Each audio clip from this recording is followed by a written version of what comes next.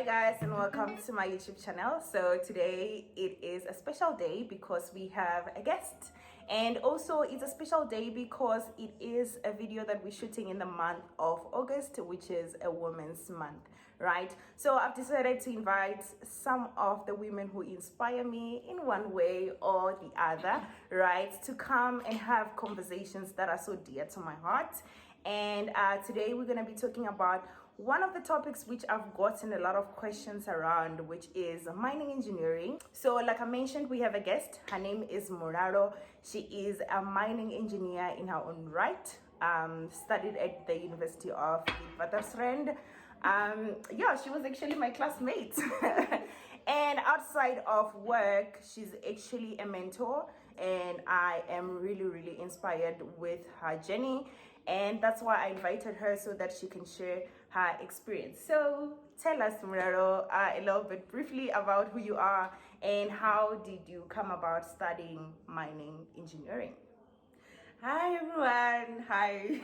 Thank you. Welcome. Thank you, Sanda, for inviting me, although you hijacked me. Yes. Because I only came over to see you and now here we are. But anyways, that's something that I can talk about even in my sleep. So I'm a mining engineer. I matriculated at Miri Secondary School, and then from there I joined a mining company, and I didn't run straight to university because the bursary required me to do an exposure year, and during that exposure year I was exposed to the mining environment. Like I used to go underground, and then during my Saturdays I used to attend maths and science classes. Okay. And then from there I enrolled at Wits University, BSc Mining Engineering.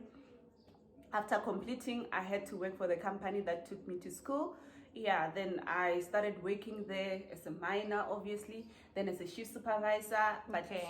Currently, I'm working for a mining software consulting company wherein I'm working as a value implementation consultant. That's my journey.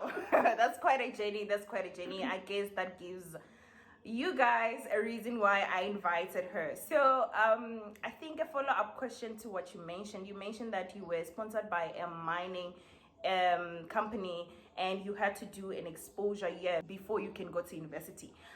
So would you say that having to take a gap year to that exposure year, was it challenging? Was it something that you were uncertain about, or you knew the benefit? And actually, if there are benefits, maybe you can also discuss what those benefits are. Come to think of it, that journey was one of the hardest for me because I had to leave home and move to Rustenburg for the first time. I've never been far away from my family, leave my mother and my siblings at home, and I'm going in an area where these kids, they are very good in English, and my English is like vendor. You know how they used to teach us maths in vendor? Yes. So that's how it was like for me. And there I found myself, I was the only vendor.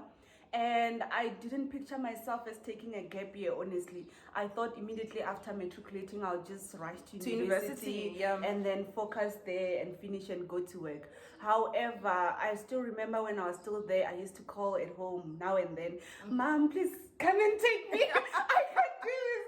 I don't understand these people. I'm sure most of my friends can still attest even now that I was such a crybaby then. However, with time, I got to enjoy it because I got to learn other languages as well, and I started enjoying the maths and science classes because I loved maths. So for me, that was interesting. So even going underground at the time, for me, it was also interesting because I've never been there. Yeah. So when I arrived at Wits University, that was an advantage for me because I don't have to adjust to the university environment because I'm coming with a group of friends already. I already know maths and science because those things that we're doing in exposure year, we had to repeat them in first year. So that was like a walk in, that was like a walk in the park or a revision of what I did in exposure year.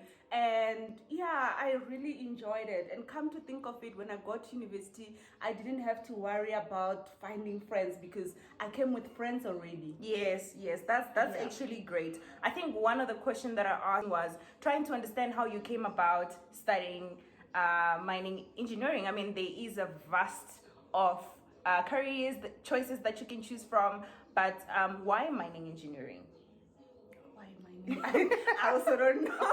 But anyways, come to think of it, I still remember that my first choice was to study metallurgy, second choice was chemical engineering, and third choice was geology. Now, when I wanted to register for that in university, my brother, who's a mining surveyor, advised me to study for mine engineering. That was the first time hearing about mining engineering. But then when he explained it, it's like, if you study mining engineering, you combine all your three choices in one. Yes, definitely. So for me, that was very interesting. I was like, you know, I'll be massive if I can do this course. And when I searched in the internet, they said we'll plan and design mines, you know. And then I thought of it, I don't even have to be in the office the whole day. I'll be on site sometime. Yeah. So a combination of that hybrid when I'm still young, I thought it's good for me. Then yeah, I decided, let me take it's actually a good explanation, way better than mine, because for me, I chose mining engineering because there was someone who I knew who had a lot of money, who studied mining engineering, and that's the reason why I studied mining engineering. And honestly, that has a lot of impact in your progression going forward, because if you don't have a good reason for studying the career you choose, you're still going to revisit that, because I had to revisit my why so that I can kind of find strength to continue with mining engineering. So it's very important, like Mulalo said, to go and do that research and kind of understand why you're actually choosing the career that you choose. So then moving to Wits University, right? What would be your advice in adjusting, like what works in terms of adjusting to the university environment as a first year? So I would say that for someone who's coming to university for the first time, try to find a mentor. Definitely. To find a mentor, and if possible, find a mentor who has studied what The you're same, studying yeah. in the same environment, because then they know the environment. Yeah. They know the ins and out, the advantages and the disadvantages of that environment. That's a great advice. That's a great advice. Also, in addition to that, I think you need to look into student societies very early on. There's like Venda Tonga, you know, all this cultural society, church cultural society. I think it just creates an environment where you can express yourself and the challenges that you're experiencing with people who are your senior, who can actually help you navigate the university space. So also, you mentioned the challenge and the pressure that comes with the edge, with Wits. Yeah. Right? The edge. Yeah, so Wits is actually like challenging, not necessarily Wits, but I think university environment is actually challenging. So what are like some of the challenges that you experience in Wits, and how did you overcome them?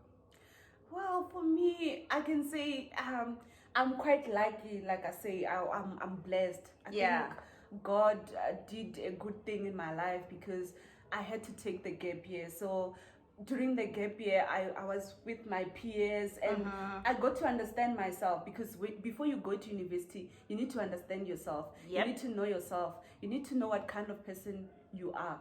And then you also need to know to what extent can you try to evolve and limit yourself. Like you need to have values, because when you get to university, you meet students who party every weekend, you know, and you have that freedom of being far away from family. So you need to have a drive as well, and you also need to have goals. So for me, when I got to university, I already knew what kind of person I am.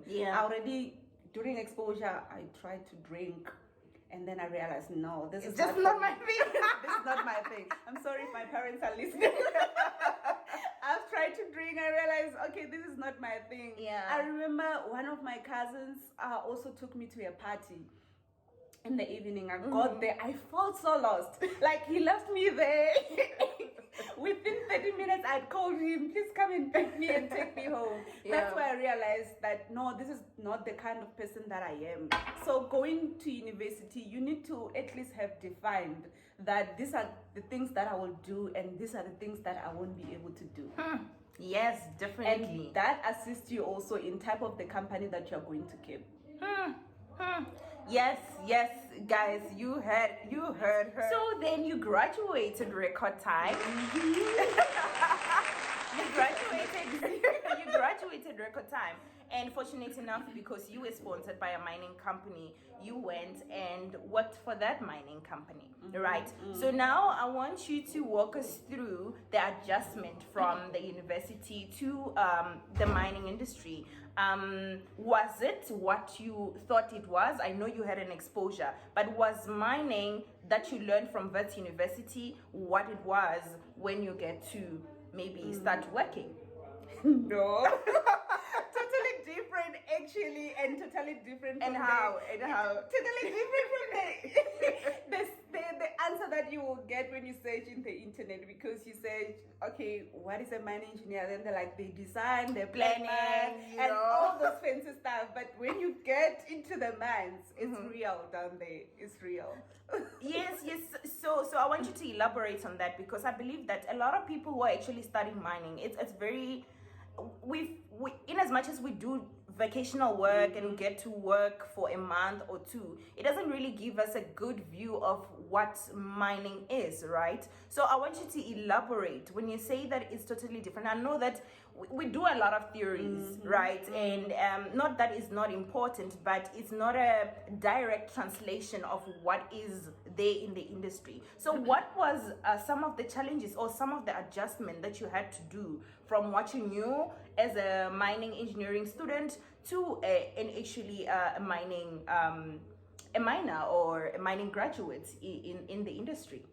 Okay, for now, I'll just focus on my stream because I was in the production stream. Yes. But when you get to the operation, there are different streams, like different departments. You can choose to go to rock engineering. You can choose to go to geology. That's the advantage of having a degree, like a mining engineering degree. You can still go to ventilation, survey, like all those things. It's just that maybe there are additional certificates that you have to acquire. Do. Yes. Okay, so for me, on the production route, the first thing that I had to do or adjust to was the working hours. Because when you're on the production stream, you need to be at the mines or at work very early.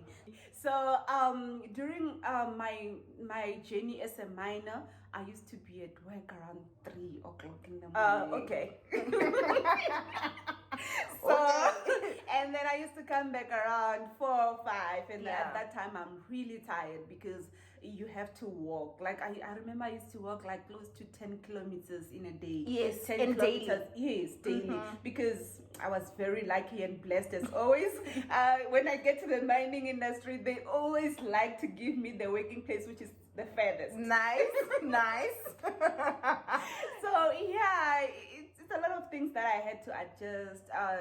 Besides the working hours, is also the language as well. Because those people most of them are not educated. Most of them don't understand English, and there's a language called Fanagalo. So I had to learn that. So what is Fanakalo for someone who's watching and who doesn't know what Fanakalo is and they're starting mining? What is Fanakalo? Well, it's a universal language that our mining people use to understand each other. And I think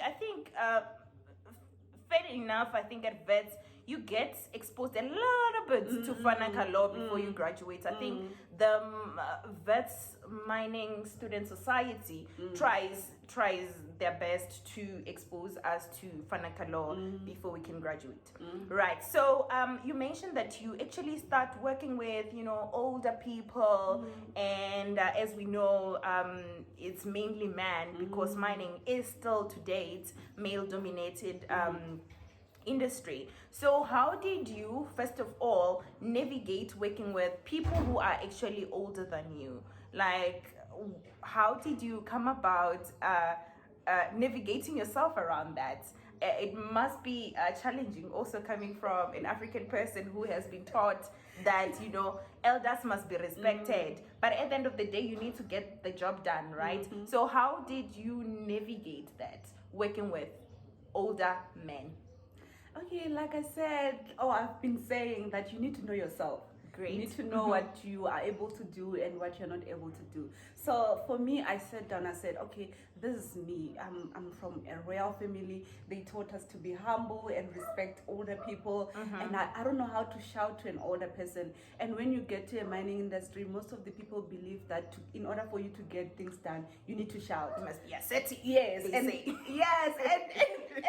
not me. It's not in me. It's not my personality. So for me, I used what I'm good at to get my people do the job. Great. So I said, okay, I'm a humble person, but I know when you get on my back, I'll act back. So that's what I used to tell my people, that you see this smile, do something, you will see me. And saying you'll see me is not like I'm going to shout at you. Yeah. There are many ways to discipline people within the working place. Many ways, especially in the mining industry. There are many ways, and one of the best things that you can do for your people is to reward them. Great. Like, you motivate them to do the work, and then when they get it done, you can make a bribe for them. Yeah. Motivate them, show them that you care. And the other thing was that when they come to me, it was not all about work. I would ask about their health. If I know that they have kids, I ask, how are their kids doing?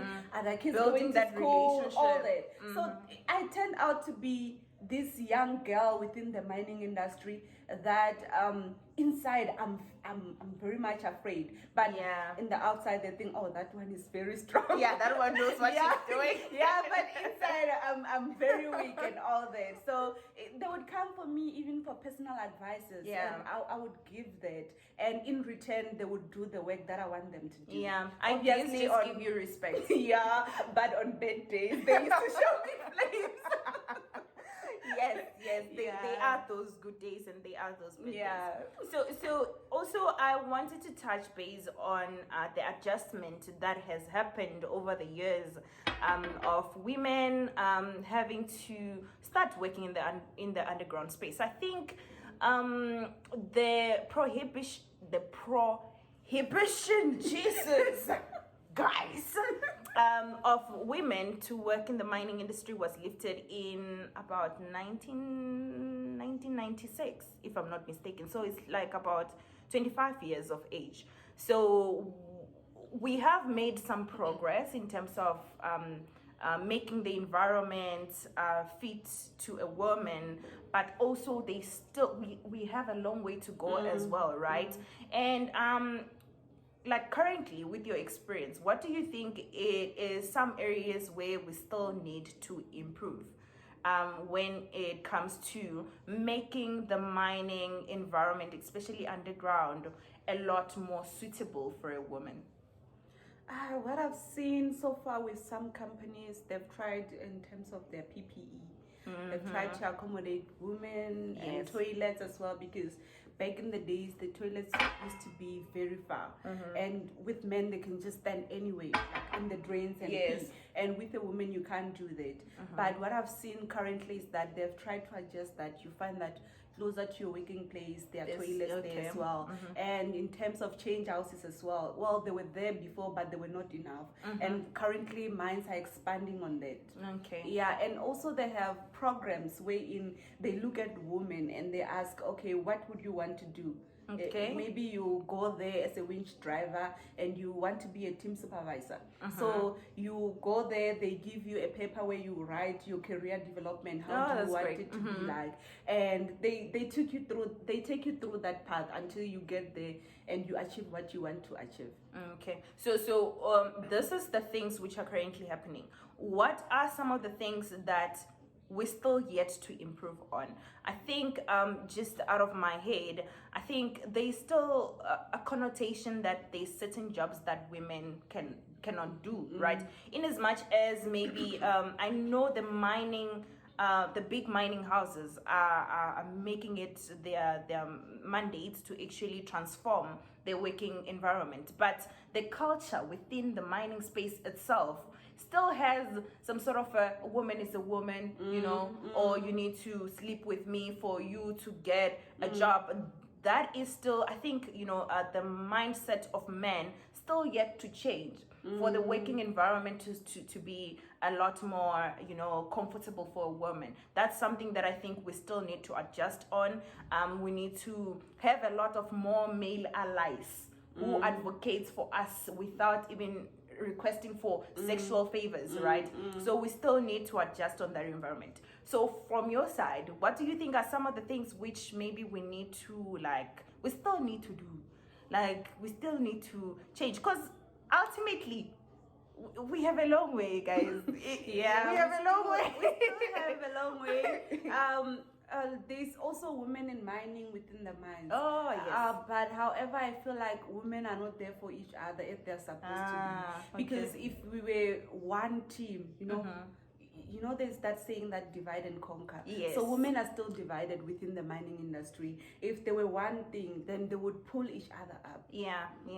That's So one still, thing that I feel it needs improvement, because almost each and every mining company has a woman to show that I have a woman in mining. yes. They feel like they need to do that. Yes. So imagine if that woman who was put there is able to pull the other women up. Yeah, true. So the percentage of women in the mining management roles is still less. Also, I think maybe, like you mentioned, we still need a lot of women in the management role so that maybe they can change some policies. We still need a lot of women in the mine health and safety, in the chambers of mines, places where we have to make decisions and policies that influence or affect the people who are on the ground, who are actually in the underground space, right? So we have that to still adjust to or grow into or improve, right? So moving on, you then left the mining space, and with your vast underground experience and having to have worked on some of the mechanized mine, and you moved into consulting. Was the move harder or was it easy? Like, how was the transition from mining space to consulting? Okay, for me, it was a personal decision. It was something that I wanted to do for so long. Okay. So for me, it was not easy to say, I'm leaving this, I'm doing this. It was simple. Even though I knew that it's going to come with a lot of things that I need to change on the background. But I already knew that you wanted this to happen. I was right? like, okay, it's fine. I'll stay in the mining industry to gain the experience. I tried to move around a lot to gain experience in different underground mining methods. I was in conventional. I also had an opportunity to be exposed to head office environment. Great. And I also went to mechanized mine. So then I decided, okay, I think now is time. Started applying consulting. Yeah. Then the move for me, it was simple to decide I'm resigning, I'm going there. But then the shock when I arrived, it was like, okay, I actually know nothing. From knowing everything, knowing my daily routine and all that, now I'm like, okay, I'm clueless. What happens next? And I joined mine planning software consulting company. Yes. So it means that from underground, hard work now or physical work now, I need to be on the screen 24/7. Yes, our work. Yeah. So that was a big change for me. However, the good thing is that I have friends around like yourself who are already in consulting. I could ask, how is it like? How did you manage? What do you do differently? And all that. I'm still adjusting even now. I'm not yet there, and I'm still on a learning process. I'm still clueless. But I start somewhere. Yes, but I believe that with time, a combination of my mining experience and my software experience will be something which is very important or very valuable in the future. Right now it might look like, okay, what is she doing? But personally, I feel that in future it will be very valuable. Yeah, definitely. I think there are a lot of people who are working in the mining space who want to move to consulting for different reasons. I know some it's because, well, the shock when they got to the underground space, just was too much for them, and now they want other working environment which is different to underground, or which is different to the conventional or production mining process. What are other offerings that are out there outside of the conventional method of mining, like your open pits, your surface and underground? What are other, because you said you applied for a lot, so you possibly you are exposed to those. Like, what can they look out for? Like, how should they prepare themselves also for the move? Okay, there's so many opportunities out there, Yeah. and it's so shocking that a lot of mining engineers just look at the mines because mining engineer. Yes, mining. Yes. But I believe that there's so many opportunities for mining engineers out there, and it's shocking that even in this age with the internet out there, people are still ask you, where do I get these things? And Yeah. they have their phones on their hand, they're on social media, the whole day, and these things are right there in front of them, and they don't see them. Yeah. Just like with the job that I got, and people kept asking me, so where did you see the job? I'm like, really? So for people who are looking for careers in mining, you can go anywhere. With your university degree, you can go anywhere in South Africa and also internationally. If you want to have experience in the mines, you can do that. But if you're not getting it now, you can still get it later. You can start in consulting and still bounce back into mining and get that experience that you want. And you can work in the bank as well. True. There are so many consulting companies. Some are management consulting companies. Some are software-based companies. Some are mine planning companies. Some rock engineering. Some just want mining engineers. Yeah. Like there's so many opportunities. Explosives. So many opportunities. There's a lot. There's a lot. If there's one thing that I actually learned from you when it comes to preparedness of maybe looking for a job or the next role, is the importance of LinkedIn, right? So, well, Studying further. yes. So that's one thing that maybe if you're looking into a job, you need to like familiarize yourself with LinkedIn, update your profile, and actually get to connect with people who are working in the environment which you are interested as well. Exactly, recruiters as well, so and so forth, right? So that's it from my side. I'm gonna ask Mulalo one last question, which is, what is like the ultimate advice that you can give a student who is currently studying mining at any university of some sort? Like, what would be like your ultimate advice? It could be a life advice or a career advice or spiritual advice, like any advice that you can give someone which you think if they have it, they can. Okay, the first advice is that know what you believe in. Know what you believe in and stick to that. If you believe in God, believe in God. Consistency. Pray. Yes, consistency. If you believe in sangomas, believe in that as well. Yes. Consistently. Yes. Like stick to what you believe in, stick to what you know, and then prepare yourself as well.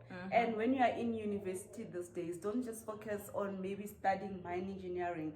Also try to expand in your software skills, because the world is changing now. They no longer want mining engineers who just have mining experience. They want mining engineers who have software experience as well. So some of the things that you can learn on your spare time is like your SQL. You can learn on YouTube. You can find free courses on LinkedIn. You can pay for LinkedIn Premium. It comes at a very cheap price. They also give it for free the first month. So maybe you can subscribe for a month and after doing that course, because it helps. And also work on your LinkedIn profile. Connect with the right people. That works. Add people. If you have to add a CEO for a company, do that. Do that. Add all the people that you feel like you want to walk in their shoes. Add them, bring them closer. Add all the recruiters. Like if you just go on LinkedIn and write mining recruiters, they'll pop out. Add all of them. No one is going to reject you. I promise. Add them. And also one other thing, prepare yourself. If you want to know where you can work or who your future employer is, you can simply just go to Google. You type there. If you want to go into a consulting company, you just type mining consulting company. They'll pop out. Go in one by one. Even if it means that you have to take their emails and prepare an Excel spreadsheet, do that. In future, you don't even have to wait for a post to come out. You can send actually them an email. Exactly. Because I still remember there was one CEO of this other company who contacted me when there was no post, because I sent an email. And it's not like my results were like so we even had an interview. It's just unfortunately that job was not mine. Right. So thank you so much, Mulalo, and I'm so happy that we got to do this. I was scared and you were scared too, you know, because wow, guys, like, but but I think ultimately I am inspired, and I think you know what, anyone who would be watching this would be inspired as well. So if you are watching this and there's something which you think it was of a highlight to you, or there's something that you think you want to ask further, please feel free to drop in the comments. Like I said, Mulalo is a mentor. In as much as she is not a mentor for the whole nation, she can do what she can, you know, in terms of answering what you need to know. Like as she mentioned, you know, if you don't know, please ask. And that really helps in you know, most of the hurdles that we have in our career path, right? That's it from my side. Do you have any closing remarks? Know yourself. Know yourself. Yeah, Thank you that's all. guys. Bye.